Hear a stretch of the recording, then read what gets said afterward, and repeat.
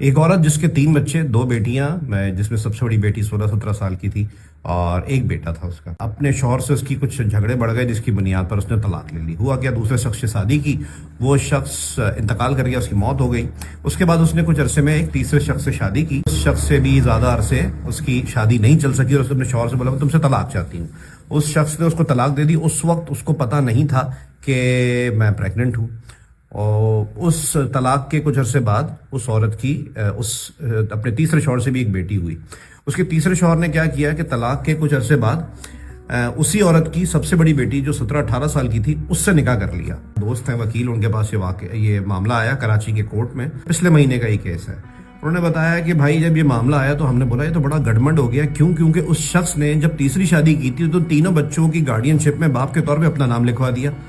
تو بھائی میرے دوست نے جو وکیل ہے اس نے اس بندے سے پوچھا کہ یار تم نے نکاح نامے میں کیا لکھوایا؟ کہہ رہا یار میں تو ریکارڈ کی درستی کے لیے یہی لکھوایا ہے کہ میں ہی اس کا باپ، یعنی کہ نکاح نامے میں باپ بھی تم ہو لڑکی کے اور شوہر بھی تم۔ جج کے پاس گیا تو جج نے بھی سر پکڑ لیا۔ اس بیچ میں میرے دوست نے سمجھایا کہ بھائی تم نے اپنی ٹیکنیکلی جو ہماری بیٹی بنتی ہے پلے سوتی لی، اس سے جو شادی کر لی ہے اس کو طلاق دو، معاملہ ختم کرو۔ کہہ رہا ہے میں طلاق تو نہیں دوں گا، اپنی بیگم ہے اس کو تو میں طلاق دے چکا ہوں، اس کو میں طلاق نہیں دوں گا بھائی، یہ جانیں۔ اور دوسری بڑی بات کہ یہ پریگننٹ ہے۔ اسی بیچ میں اس کے سوتیلے بیٹے نے اپنے باپ پر کیس کر دیا، یعنی کہ اپنے سوتیلے باپ پر کیس کر دیا کہ اس نے میری بہن جو ٹیکنیکلی اس کی بیٹی لگتی ہے اس سے نکاح کیا ہے اور اس پہ زنا کا کیس ہوتا ہے۔ وہ لڑکا بار بار بلیک میل کر رہا اپنے باپ کو کہ بھائی تم پر تو زنا کی FIR کٹے گی اور XYZ۔ ہمارے دوست نے بتایا کہ وہ شخص آیا وکیل کے پاس، یعنی میرے دوست کے پاس، اس نے بتایا کہ بھائی کیس وہ خارج کروانے کے لیے ہمیں مدد مل گئی ہے، جو میرا سوتیلا بیٹا ہے وہ کیس واپس لے رہا ہے، یا کیس نہ کرنے پہ اس نے ایک شرط رکھی ہے۔ اور شرط کیا ہے کہ وہ کہہ رہا ہے جی آپ کا فلانا گھر جو یا فلانا پلاٹ ہے آپ میرے نام کر دیں، میں اس کیس سے پیچھے ہٹ جاؤں۔ یہ ہمارا معاشرہ جو کہتے ہیں جی نفسا نفسی کا دور ہے، میرے خیال سے وہ آ چکا ہے۔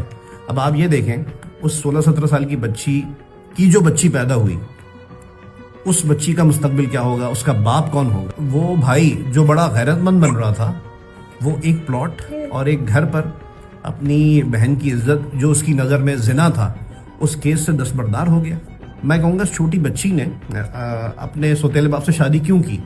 اس کو نظر آ رہا ہوگا کہ میری ماں کا کوئی دھیان ہی نہیں ہے، تیسری شادی ہے، اس سے بھی طلاق لے لی تو اس نے اسی شخص سے شادی کر لی کہ یہ خرچہ اٹھاتا ہے، یہ معیار ہے، تو میں کیا عمر دیکھوں، کیا معیار دیکھوں کہ میرا سوتیلا باپ ہے؟ تو یہ کچھ ہو رہا ہے جناب کراچی کی۔ آپ اگر فیملی کورٹس میں جائیں آپ کی آنکھیں پھٹ جائیں گی اور دل، یقین کریں آپ، دل پکڑ کے رہ جائیں گے۔